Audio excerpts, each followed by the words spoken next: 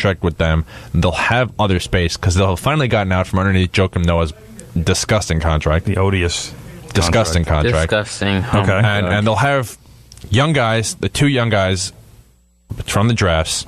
You have Porzingis, who will be completely healthy by that time that season comes around because he'll have been off his feet for 15 months, not jumping off boats in Ibiza with beautiful model girlfriend. I was going to say, he's doing water therapy.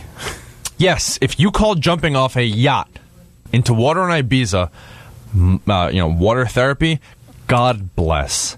I will tear my ACL just to do that kind of water therapy. All right, well, explain this to me, though, how the Knicks are going to have the financial space to do this. Porzingis will be extension eligible, so by then he'll probably be making between $25 and $35 million. He'll get a max deal because they have to give him a max deal. Now, the salary cap is going to continue to rise. Of course. The Knicks are not... By then, I believe Tim Hardaway Jr.'s deal will be over, or he'll have 1 year left, and it'll be easy to ship him out. I think it'll be 1 year left because this was his second year. They'll be eligible to just ship him out. Yeah, they have no problem. It was a 4 year, $72 million deal. So, no more Joakim Noah. Enes Kanter, even if he does resign with the Knicks, would probably be a short-term deal because he'd want to continuously cash in on all that money that's going around. And then after that, what major money holes did the Knicks have? Think about it. They have... Yeah, but I don't know that you can just look at it that way because the NBA salary structure and is a very strange animal. And then Kyrie says, Kawhi, look, you want to come? Join us. Look at this team. Me, you, Porzingis, potentially and next year. They got a bunch of point guards. Potentially Zion Williamson next year. Just like one of Cam Reddish, Zion Williamson, essentially anyone who's going to Duke. You're gonna next year Duke has 4 of the top 10. Yeah, but you're gonna need a top 5 pick to get those. The Knicks are going 3 pick. Actually, you could have, and this is how stacked next year's NBA draft is. You can have the number 10 pick and get someone who, in a draft like this, would be a top 5. Okay, that's how good next year's college class is. Now, we always have that. We always have great college classes. We just don't until they get in, or high school classes essentially, and we don't really know how they play until they get to college and start playing. So some of these guys, you always have that. There's always years where you look and you go, the number 2 player in that class, or number 1 even, they don't do as well. Nerlens Noel and Shabazz Muhammad all year long were the number 1, number 2, and look where the 2 of them are. Oof. Nerlens Noel went 6 and was immediately traded. Shabazz Muhammad, I believe, went 15, and he was released this year, and he was picked up by the Bucks, so you never know. But I look at this year's team, and people look at this team, and they just go, and they look at this class, and they just go, wow. It is so absolutely stacked up and down the board. So Kyrie could say to Kawhi, you got me. And look, to be honest, that's all you need. You only need me. And you have Porzingis. And we have possibly Zion Williamson, Cam Reddish, literally anyone else in next year's class. And then we have someone this year. And if the Knicks are not as incompetent as I believe they are... Oh, that's a big if. That's a big if. They could potentially a big actually if. somewhat slightly hit on a pick this year. Realistically, they actually have a shot of bringing in Kyrie and Kawhi next year with free agents, with slots. Because they can show. Sounds look, like Thursday is a really big day. we got Porzingis who's coming back from an injury. He's going to be healthy. We have someone who we picked last year, who we didn't mess up on the pick, like Frank. We didn't just pick some guy. You never know. Frank will be at that point either. I think Ntilikina is going to be eventually a serviceable NBA player. Is he going to be a point guard who can run a team? He's going to be a 2 guard. He's not going to be a point guard that can run a team. He's going to be a bench 2. Yeah, but better than a bench guy. But not necessarily a guy you want starting. Let's put it that way. But never mind all that. It comes down to the fact that no matter what Ntilikina turns into, more than likely that was a wasted pick. What do you mean? More than likely, it was a wasted pick. And Donovan Mitchell and Devin Smith Jr.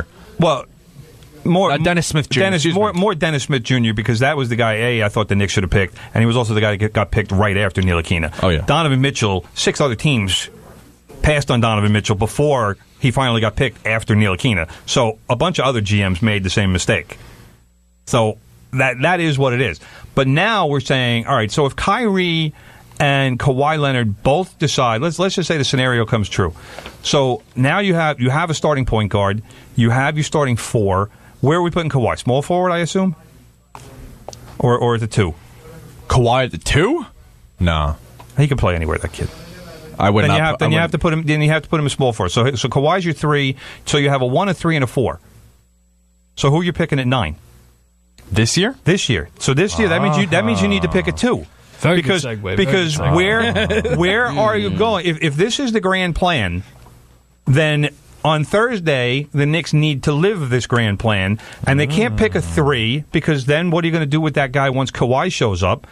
And you're still going to have a hole at the 2. So now you're saying that the Knicks, because I'm not even throwing a 5 out there because the only 2 decent 5s are going to be gone before the Knicks pick.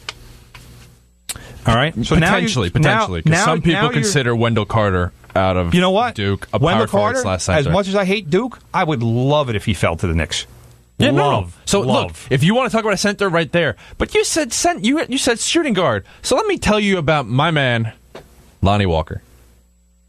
This man at number 9. Lonnie Walker at number 9, and that's actually not the craziest thing I've seen. I've seen projections with Lonnie Walker going even higher than that. Really? Right now, I'm looking at a projection from Bleacher Report. Bleacher Report's latest mock draft has... Who did the mock? Give me a name. Is there a name attached to it?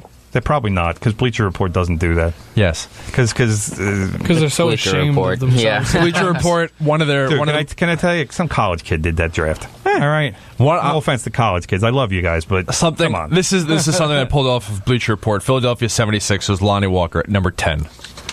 That's 1. Let's see. Lonnie Walker, where does he fall in another one? From Draft Site, they have Lonnie Walker falling to 15. All right, but then I'm saying, why pick him at 9? Why pick Lonnie Walker? Because as a UNC fan, and you're a Maryland fan, so Maryland not in the same conference anymore. Not anymore. But you see what Jim Larinaga does with players in Miami. He's done a nice job. And he's produced random, really great players. Random. Really random. Like Shane Larkin did amazing in college, and then essentially flamed out. Yeah, but I mean, let's face it, Shane Larkin was never going to be a good pro. Good college player. You look at somebody like Jalen Brunson. Is he going to be a good pro? I don't think so. But hell of a college player. Now, by the way, great college player. I saw 4 mocks today that had Jalen Brunson going to my Brooklyn Nets, and I was like, no, please don't. At number 29. Now, here's what's going on.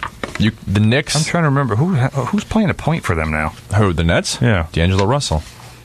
Yeah, they have Russell and Jeremy Lin. Yeah, well, Jeremy Lin. Yeah. Isn't his contract over? No, he's got 1 more year left. Yeah. Please don't ship Jeremy Lin out just yet. He's got 1 more injury left. What was his injury? His haircut? I'm not sure. Kyle, don't knock Jeremy Lin's hair. He's got cooler hair than you do. All right. Wow. Okay. All right. So I can't even imagine or understand why they would draft Jalen Brunson if D'Angelo Russell is obviously going to get 35 minutes a night. There's no point in drafting Jalen Brunson at that spot.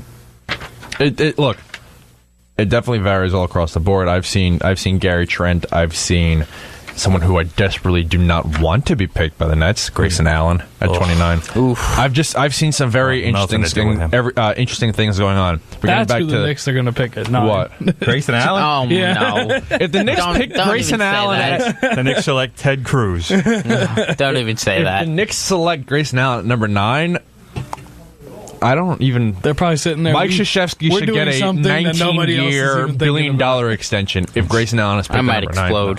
That's not possible. The Knicks are over there thinking, we're doing something that no one else is thinking about right now. A lot of times there's reasons why people aren't thinking about it. Okay. That's one of them. Look, they could potentially select Lonnie Walker. I would like to pick... People are not exactly so fond of Lonnie Walker, but I actually love Lonnie Walker. There is a possibility, and it pains me to say this, there's a possibility that Luka Doncic slips from 2 and can go all the way to 4 or 5. Okay. And speaking of 4... That's possible, but... Here's what happens with the 4 pick. Memphis Grizzlies are trying to get out from underneath Chandler Parsons' 2-year, $50 million contract left. And they're willing to trade the number 4 pick Right. if you take on Chandler Parsons. Now, this throws a massive wrench in what I was talking about with the Knicks bringing in Kawhi. I was about to bring that up. Oh, but it throws the biggest wrench because then you have $25 million on a guy who went from being the best contract in the NBA when he was getting $845,000. Excuse me. There you go. $845,000 playing for the Houston Rockets, and then 3 years later, he's the worst contract in the NBA. So that throws a massive wrench. But as a side note, do the Knicks, and by the way, this smells like Sean Marks written all over it, and the Nets. Do the Knicks or Nets call the Grizzlies and say, hey, Doncic is at 4, or whoever has dropped to 4, we'll take 2 years, $50 million of Chandler Parsons. I don't care. It's worth it.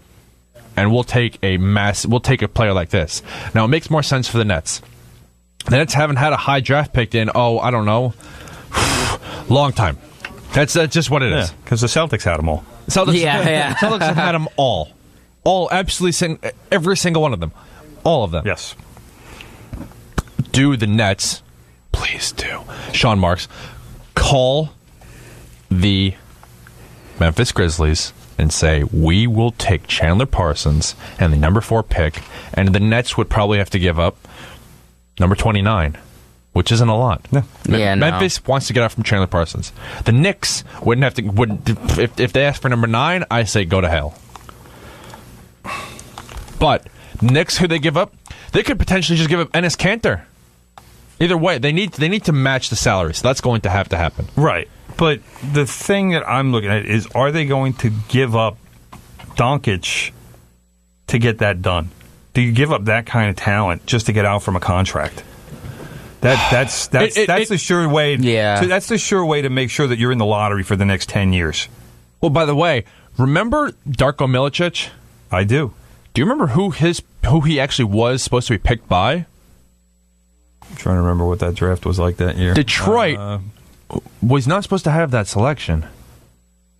That selection actually belonged to probably the Knicks. The Vancouver Grizzlies. Oh, there you go. The Vancouver Grizzlies. Back when they were in Vancouver. But they had traded the pick a year earlier with, no one did protections back then. There's no such thing as a protection. Traded it, and all of a sudden, the Detroit Pistons select Darko Milicic, and in Darko's rookie year, they win the NBA Finals.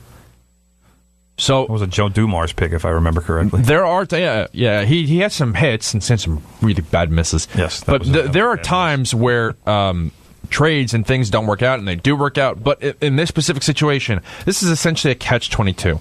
They want to start to rebuild a little bit. They need to get rid of Chandler Parsons' contract, but then they also still have Marc Gasol, and they still have Mike Conley's absolutely massive contract. But if you keep Chandler Parsons, you keep the 4 pick, and you inject some youth into there, so the youth learns from the veterans, and then slowly, as you phase them out, you have the youth roll in. If you trade away Chandler Parsons, you still have the old guys with some of the money, but you've just gotten rid of some of the money. So what do you do? No. I will always keep that pick, that level of pick. I will not give that away.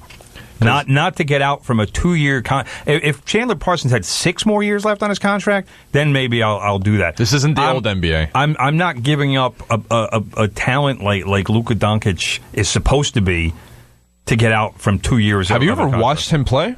I've seen highlights on YouTube and which, by the way, is a very big thing. Like I've never seen him in person, but watch a actual Real Madrid game versus Luka Doncic highlights. They're very different because highlights are the best. Yeah, watch him. Everybody's good in highlights. Watch him at his full potential. It's still very fun to watch. Mm-hmm. I have watched on YouTube or on Facebook. You can watch old Real Madrid games, and it's very fun to watch. He is someone who. Look, it's definitely going to be an adjustment for him because coming from Europe to here, there is always a difference in talent and play. But it's going to be fun to watch and watch him grow.